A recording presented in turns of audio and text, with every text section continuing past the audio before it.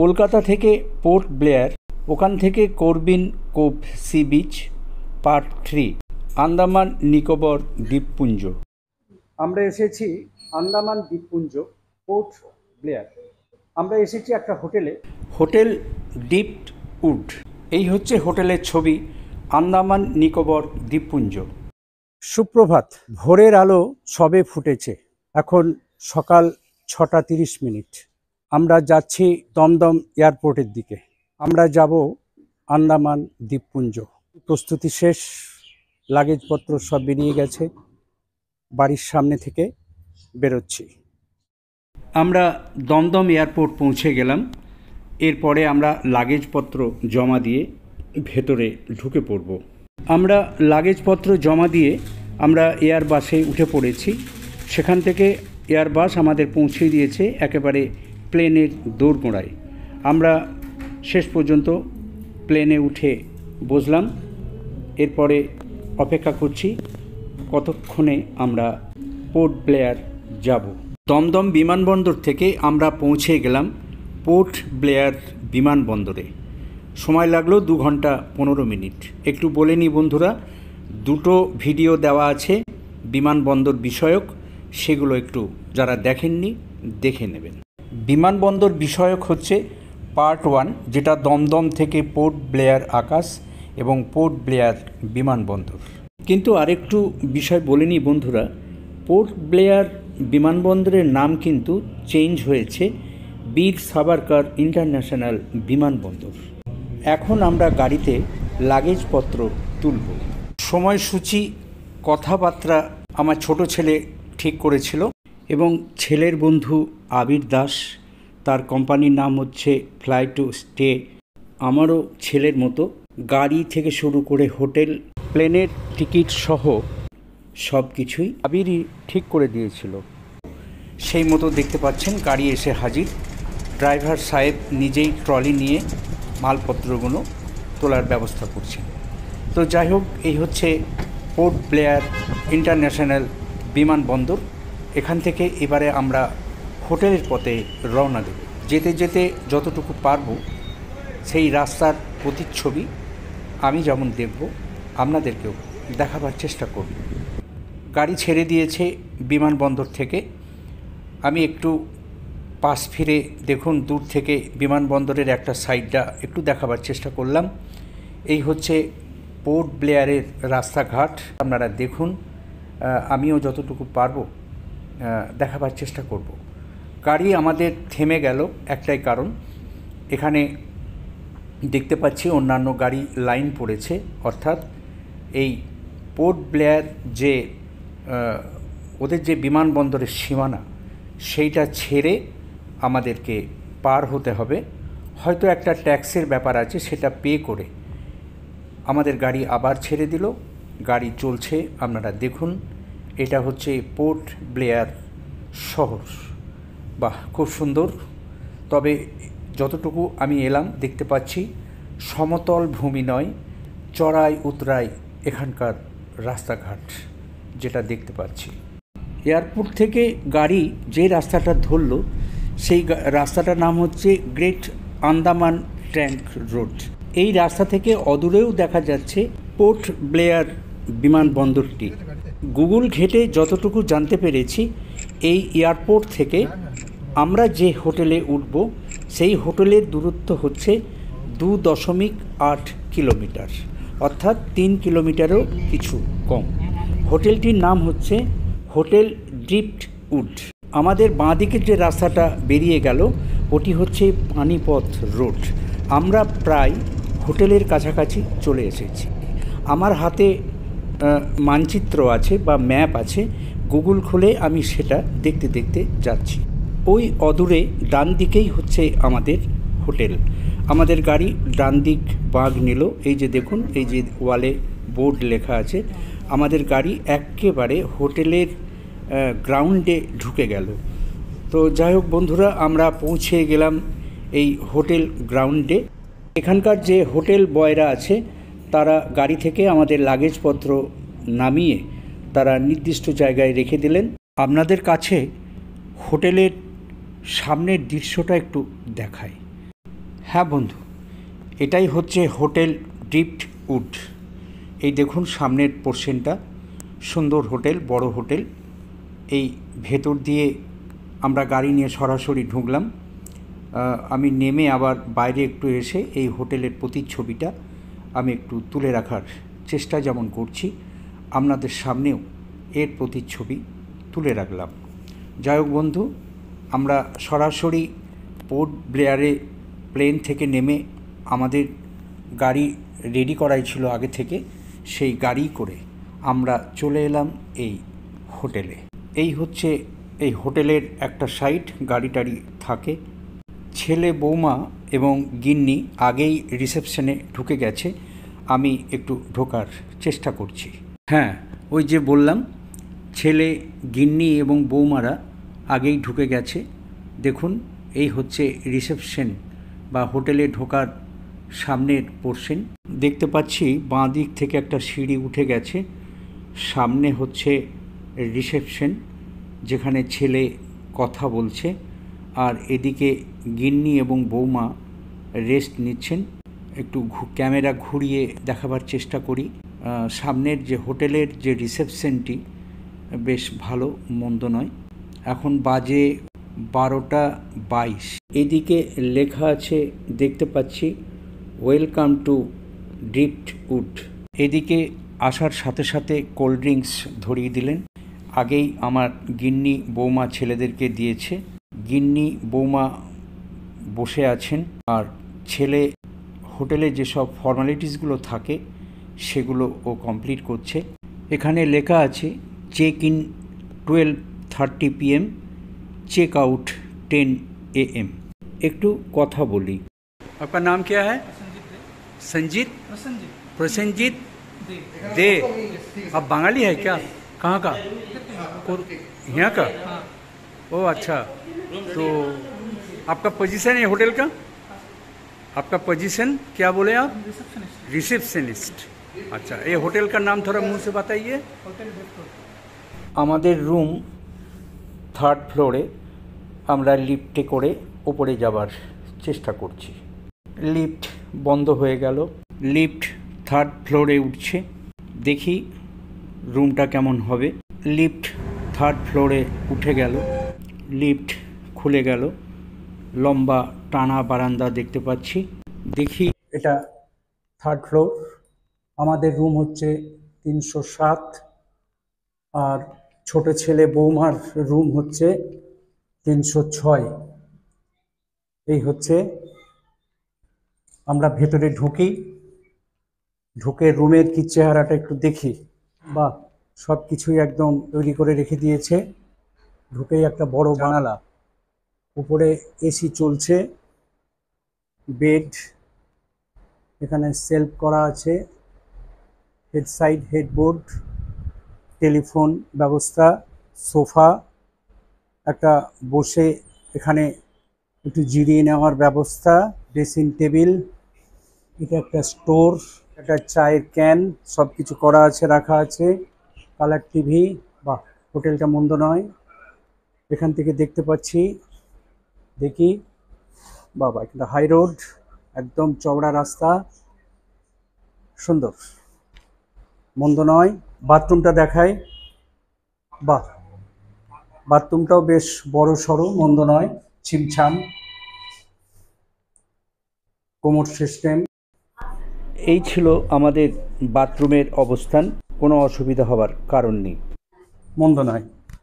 ছেলের ঘর সব রেডি, এয়ার কন্ডিশন, একই পজিশন, সোফা, হেডবোর্ড, সুন্দর, ডাবল বেড, টেলিফোন ব্যবস্থা, কালার টিভি, ড্রেসিং টেবিল, ওই একই পজিশন সব। যাই হোক, খুব সুন্দর বড়। এখানে বাথরুমটা দেখতে পাচ্ছি একই সিস্টেম, কোমোড সিস্টেম। বাহ, খুব ভালো। চলো, ও এখানে একটা ওয়ার্ড্রোব আছে আমাদের মতন, ওয়ার্ড্রোব এখানে একটা। চলো আমরা একটু 4 তলাতে যাই। যেখানে খাওয়া দাওয়ার অ্যারেঞ্জমেন্ট, বসার জায়গা, বসে একটু আড্ডা মারা, ছাদের ওপরে উঠে একটু চারিদিকের দৃশ্যগুলো দেখা, একটু ছবি তোলা। চলো আমরা সেখানে একটু যাই। সত্যি সুন্দর এই আন্দামান দ্বীপপুঞ্জ। আমরা যেখানে এসেছি এটি পোর্ট ব্লেয়ার। দেখুন আমাদের হোটেলের বারান্দা থেকে সমুদ্রের একটা অংশ বা কিছু পাহাড়, কিছু ঘরবাড়ি দেখা যাচ্ছে। আমরা সকালের টিফিনটা এখান থেকেই খাই, আর তার থেকে বলা ভালো যে কোনো হোটেলে সকালের টিফিনটা এই হোটেল কোম্পানি প্রোভাইড করে। এখন হোটেলের সার্ভিস ইনচার্জের সাথে একটু কথা বলি। আমরা এসেছি আন্দামান দ্বীপপুঞ্জ, পোর্ট ব্লেয়ার। আমরা এসেছি একটা হোটেলে। সেই হোটেলেরই একজন, মানে কি বলবো, কর্মচারী বলবো না কর্ণধার বলবো তা আমার এখনো জানা নেই, ওনাকেই আমি প্রশ্ন করবো, ইনি বলবেন। তো ভাই, আমরা তো এসেছি আপনার হোটেলে, উঠেছি, প্রথমে বলবেন আপনার এই হোটেলের নামটা কি? আমাদের এই হোটেলের নাম হোটেল ড্রিপটুড। হোটেল ড্রিপটুড। ড্রিপটুড। এই এরিয়াটার নামটা কি? এই এরিয়ার নাম হচ্ছে হ্যাডো, ধানমন্ত্রী। বাহ। তো আপনার নামটা একটু বলুন না। আমার নাম অভিজিৎ ঘোষ। আপনি হোটেলে কি করেন? আমি সার্ভিস ইনচার্জ বলতে পারেন আমাকে। Service incharge? ইয়েস। আপনার বাড়ি কোথায়? আমার বাড়ি স্যার ব্যারাকপুর, কলকাতা। কলকাতা? মানে এটা আমি বাঙালি। হ্যাঁ স্যার। একটু ছুঁয়ে দেখি। বাঙালি বাঙালি আসছে। তো যাই হোক, আপনি বলুন তো, এখানে আমরা যে এসেছি, আমরা সব জেনে শুনেই এসেছি।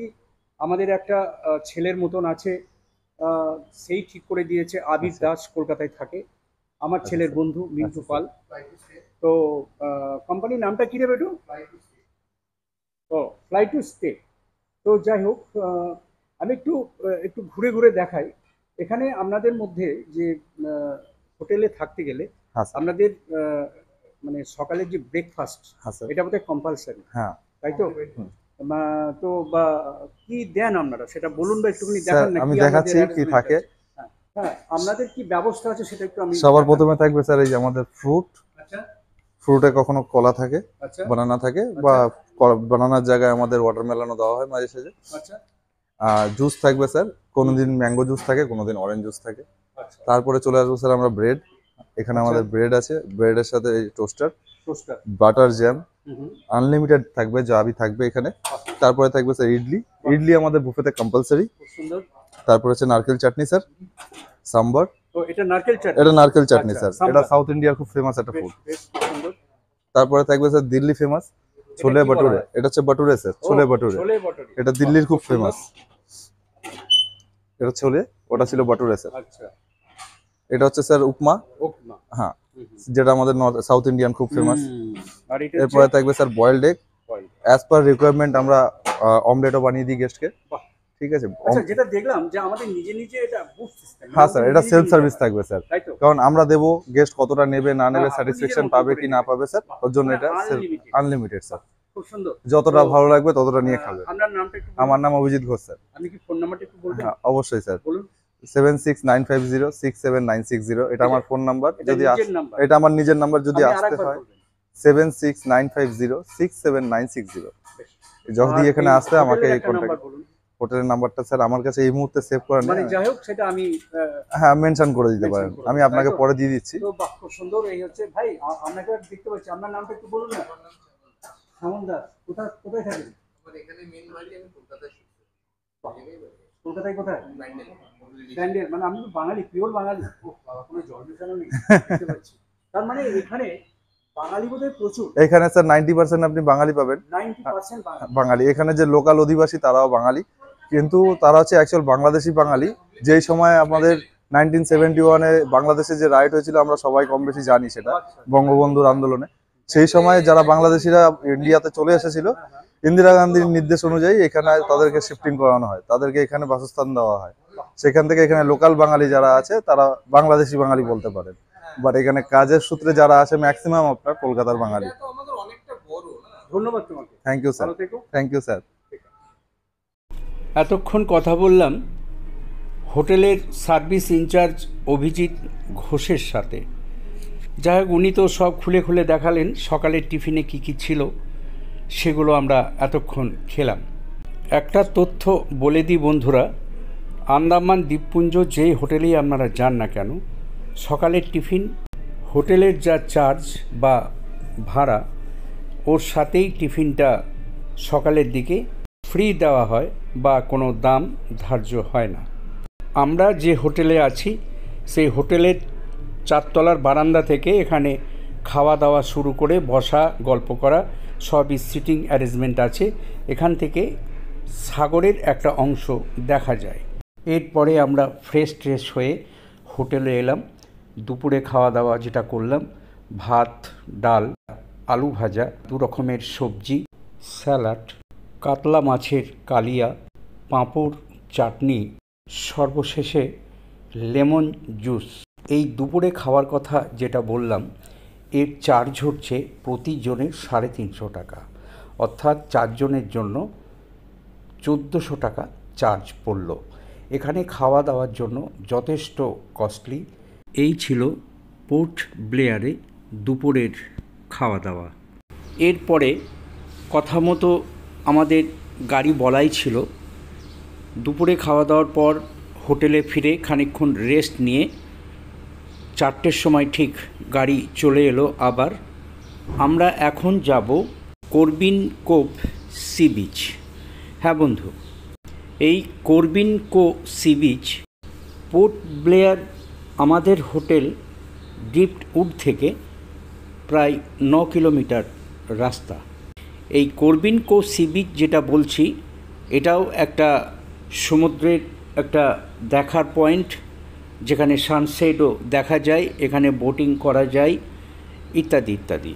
তো যাই হোক, আমরা সেই রকম জায়গা দেখব বলে আমরা বেরিয়েছি। তো আমাদের গাড়ি সেই জায়গায় পৌঁছাচ্ছে। একটু বলা ভালো, 9 কিলোমিটার দূর আমাদের হোটেল থেকে। তো যাই হোক, আমরা গাড়িতে বসে এই রাস্তাঘাটের ছবি সংগ্রহ যেমন করব, আমি দেখব, আপনাদের দেখাবো, এবং সেই সমুদ্রর যে সি বিচ সেখানে আমরা পৌঁছবো এবং সেখানকার কিছু ছবি টবি তুলব, আপনারা সেটা দেখতে পাবেন। তো দেখতে পাচ্ছি আমাদের হোটেল থেকে গাড়ি ছাড়ার কিছুক্ষণের মধ্যেই একটা রাস্তা ধরলো, যেটা বাঁ দিকে পুরো সমুদ্র। আমরা সেই রাস্তায় চলছি, যেতে যেতে বাঁ দিকে দেখছি একটা মন্দির দেখতে পেলাম। গাড়ি আমাদের ছুটছে সমুদ্র তীর ঘেঁষে যে রাস্তা সেদিক দিয়ে। তো যাই হোক, বাঁ দিকটা পুরো সমুদ্র, জল, খুব সুন্দর লাগছে। বিকেলের একটা মিষ্টি হাওয়া। একটু বলা ভালো বন্ধুরা, এই আন্দামান নিকোবর দ্বীপপুঞ্জে সকাল 9টার পরে গা ঘামতে শুরু করে দেয়। এখানকার আবহাওয়াটা এই রকমই মোটামুটি। তারপরে গায়ে হাফ হাতা জামা ওই পরেই বেড়াতে ঘুরতে হয়। গায়ে সামান্য ঘাম হয়, গাটা চটচট করে, কিন্তু আবার সন্ধ্যে 6টার পরে আবার একটা এর আবহাওয়া চেঞ্জ হতে থাকে। তো এখানকার আবহাওয়াটা এটাই। তো যাই হোক বন্ধু, গাড়ি আমাদের ছুটছে করবিন কোভ সি বিচের দিকে। বলতে বলতে আমরা প্রায় সেই করবিন কোভ সি বিচ পৌঁছে গেলাম। ধীরে ধীরে আমরা গাড়ি থেকে সবাই নামছি। এরপরে ড্রাইভার সাহেব বললেন গাড়ি একটু দূরে পার্কিং করবে। গাড়ির ফোন নাম্বার তো আমাদের কাছে আছে, প্রয়োজনে ডেকে নেওয়া হবে। হ্যাঁ বন্ধু, আমরা সেই জায়গায় পৌঁছে গেছি, করবিন কোভ সি বিচ। এই একটা বোর্ড, যেটা আমি একটু ছবি তুলে রাখার চেষ্টা করছি, এখানে মানচিত্রতেও বলা আছে। আমরা এই মুহূর্তে এখন আছি করবিন কোভ সি বিচ, তাই তো? এটা হচ্ছে পোর্ট ব্লেয়ার বা আন্দামান দ্বীপপুঞ্জ বলতে পারি। যাই হোক, আমরা এটা একটা সি বিচ। আমরা সকালের দিকে এসেছি, দুপুরে খাওয়া দাওয়া করে একটু রেস্ট নিয়ে আমরা বেরিয়েছি। আমাদের আগে থেকে একদম আমাদের প্রাইভেট গাড়ি বুক করাই আছে দিন রাত্রি। 4টের সময় আমরা বেরিয়েছি এবং আমরা ফিরছি। তো যাই হোক, এই বিচের যে চেহারাটা আমি একটু দেখাবার চেষ্টা করি। তবে গাছগাছালি যেগুলো দেখতে পাচ্ছি, তবে সবটা কিন্তু সবুজ বিষয়টা আমি নয়। তো যাই হোক, মন্দও নয়। এখানকার আবহাওয়া বেশ গরম, একেবারে ঘাম দিচ্ছে গায়ে। সন্ধ্যের পর বললো একটু আবহাওয়াটা চেঞ্জ হবে। তো যাই হোক, আমরা এসেছি, ঘুরছি ফিরছি এই বিচে। দেখুন, এবারে আমি একটু সমুদ্র ঢেউটা দেখাই, উত্তাল ঢেউ। একটু বলা ভালো, দেখতে পাচ্ছেন আপনি এই ঢেউ যথেষ্ট। কিন্তু এখানে এই বিচে স্পিড বোট চড়া হয়, কিন্তু এখানকার যে প্রশাসন সমুদ্র উত্তাল থাকলে স্পিড বোট নামতে দেয় না। এখন সমুদ্র অনেক উত্তাল, যার কারণে স্পিড বোট এখন চলছে না। তো যাই হোক বন্ধুরা, আমরা এসেছি আন্দামান নিকোবর দ্বীপপুঞ্জ। এই হচ্ছে একটা beach, Corbyn Cove sea beach এসেছি। এরপরে আমরা বিভিন্ন জায়গায় যাব, দেখব, আপনাদের সামনেও সেগুলো আমি তুলে রাখবো, আপনারা চোখ রাখবেন। হ্যাঁ বন্ধু, এখানে এই বিচে কিছু দোকান পাশারি আছে, বিক্রি কিনি হচ্ছে। আমরা ঘুরলাম ফিরলাম, কিছু টুকটাক কেনাকাটা করে আমরা খাওয়া দাওয়া করলাম। এবারে আমরা হোটেলে ফিরব। এই ছিল আজ 30/1/2025 তারিখের প্রোগ্রাম। আশা করি আপনাদের ভালো লেগেছে। চোখ রাখুন, অনেক অনেক আন্দামানের প্রতিচ্ছবি আপনাদের সামনে আমি তুলে ধরার চেষ্টা করব।